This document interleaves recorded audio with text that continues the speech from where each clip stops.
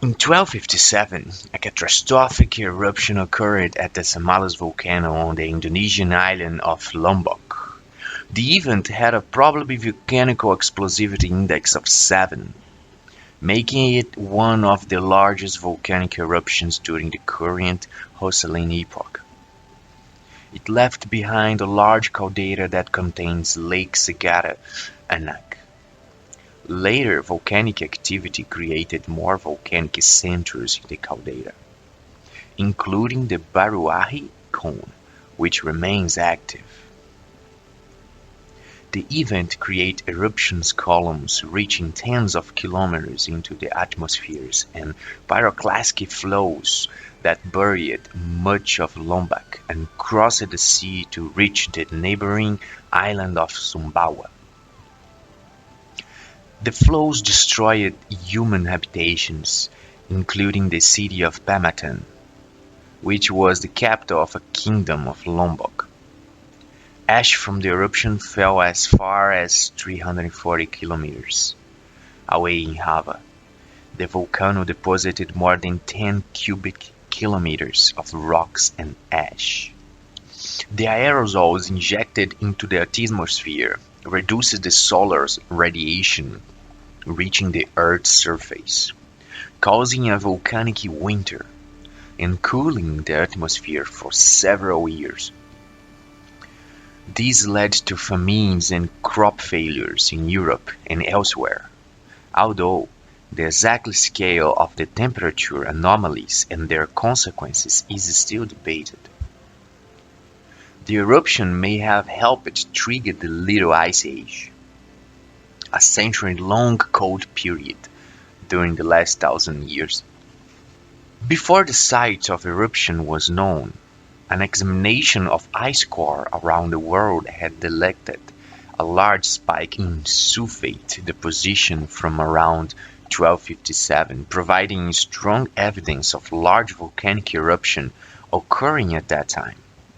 In 2013, scientists linked the historical records about Mount Samalas to these spikes. These records were written by people who witnessed the event and recorded it on Babak, Lombok, a document written on palm leaves. The event of 1257 eruption have been reconstructed through geological analysis of the deposit left. The eruption probably occurred during the northern summer, in September. Uncertainty of 2-3 months that year. In light of time it would have taken for its traces to reach the polar ice sheets and be recorded in ice cores and the pattern of different deposits. Phases. The phases of the eruption are also known as P1. Phreatic and magmatic phase. P2. Phreatomagmatic with pyroclastic flows. P3. Plinian. P4. Pyroclastic flows. The duration of the P1 and P3 phases is not known individually, but the two phases combined, not including P2, lasted between 12 and 15 hours. The eruption column reached a height of 39-40 kilometers during the first stage, P1, and of 34-43 kilometers during the third stage, P3. It was high enough that SO2 in it and its sulfur isotope ratio was influenced by photolysis at high altitudes. The event. The eruption began with a phreatic and steam explosion powered stage that deposited 3 centimeters of ash over 400 square kilometers of northwest Lombok. A magmatic stage followed, and lithic-rich pumice rained down. The fallout reached a thickness of 8 centimeters, both upwind on East Lombok and on Bali. This was followed by lapilli rock as well as ash fallout and pyroclastic flows that were partially confined within the valleys on Samalas' western flank. Some ash deposits were eroded by the pyroclastic flows, which created furrow structures in the ash. Pyroclastic flows crossed 10 kilometers of the Bali Sea, reaching the Gili Island to the west of Samalas, while pumice blocks presumably covered the Alas Strait between Lombok and Sumbawa. The deposits show evidence of interaction of the lava with water, so this eruption phase was probably pretomagmatic. It was followed by 3 pumice fallout episodes, with deposits over an area wider than was reached by any of other eruption phases. These pumices fell up to 61 kilometers to the east, against the prevailing wind, in Sumbawa, where they are up to 7 centimeters thick. Deposition of these pumices was followed by another stage of pyroclastic flow activity, probably caused by the collapse of the eruption column that generated the flows. At this time, the eruption changed from eruption column generated stage to a fountain-like stage, and the caldera began to form. These pyroclastic flows were deflected by the topography of Lombok, filling valleys and moving around obstacles such as older volcanoes as they expanded across the island, incinerating the island's vegetation.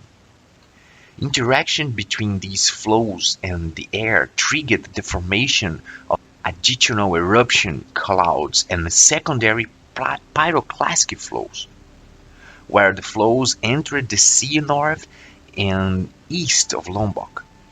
Steam explosions created pumice cones on the beaches and additional secondary pyroclastic flows.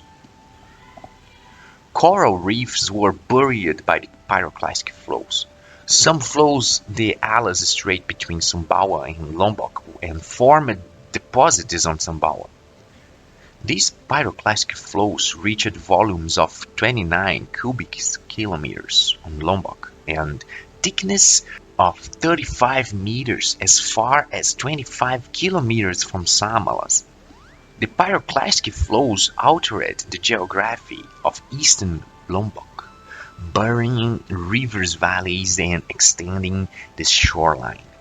A new river network developed on the volcanic deposits after the eruption. Rock and ash. Volcanic rocks ejected by the eruption covered Bali and Lombok and parts of Sumbawa. Tephra, in the form of layers of fine ash from the eruptions, fell as far away as Java, forming parts of multiland tephra, which was found on the slopes of other volcanoes of Java, but could not be linked to eruptions in these volcanic systems. This tephra is now considered to be product of 2057 eruptions and thus also known as the Samalas tephra. It reaches thickness of 2-3 centimeters on Mount Merapi, 15 centimeters on Mount Bromo, 22 centimeters at Lien, and 12-17 centimeters on Bali's Engund volcano. In Lake Logung, 340 kilometers away from Samalas on Java, it is 3 centimeters thick. Most of the tephra was deposited west-southwest of Samalas. Considering the thickness of Samalas tephra found at Mount Merapi, the total volume may have reached 3239 cubic kilometers. The Dispersal Index, the surface area covered by an ash or tetrafall of the eruption, reached 7,500 square kilometers during the first stage and 110,500 square kilometers during the third stage, implying that these were Plinian eruption and ultra-Plinian eruption respectively. Pumice fall with a fine grainy and creamy color from the Samalas eruption have been used as a tephrochronological marker on Bali. Tephra from the volcano was found in ice cores as far as 3,500 kilometers away, and a tephra layer sampled at Dongdao Island in the South China Sea has been tentatively linked to Samalas. Ash and aerosols might have impacted humans and corals at large distance from the eruption. There are several estimates of the volume expelled during the various stages of the Samalas eruption. The first stage reached a volume of 12.6, 13.4 cubic kilometers. The phreatomagmatic phase has been estimated to have had a volume of 0.9, 3.5 cubic kilometers. The total dense rock equivalent volume of the whole eruption was at least 40 cubic kilometers. The magma erupted was trachydacitic and contained amphibole, apatite, clinopyroxene, iron sulfide, orthopyroxene, plagioclase, and titanomagnetite. It formed out a basic magma by fractional crystallization and had a temperature of about 1000 degrees Celsius. This eruption may have been triggered either by the entry of new magma into magma's chamber, or the effects of gas bubble buoyancy. Intensity. The eruption had a volcanic explosivity index of 7, making it one of the largest eruptions of the current Holocene epoch. Eruptions of comparable intensity included the Kurili Lake eruption in Kamchatka, Russia, in the 7th millennium before Christ, the Mount Mazama eruption in the 6th millennium before Christ in USA, Oregon, the Cerro Blanco, Argentina eruption about 4,200 years ago, the Minoan eruption in Santorini, Greece between 1627 and 16 before Christ, and the Tierra Blanca Jovan eruption of Lake Yopango, El Salvador, in the 16th century. Such large volcanic eruptions can result in catastrophic impacts on humans and widespread loss of life, both close to the volcano and the greatest distances. The Caldera. The eruption created the 6-7 kilometers wide Segara Anak caldera where the Samalas mountain were formerly located. Within its 700 to 800 meters high walls, a 200 meters deep crater lake formed, called Lake Segara Anak.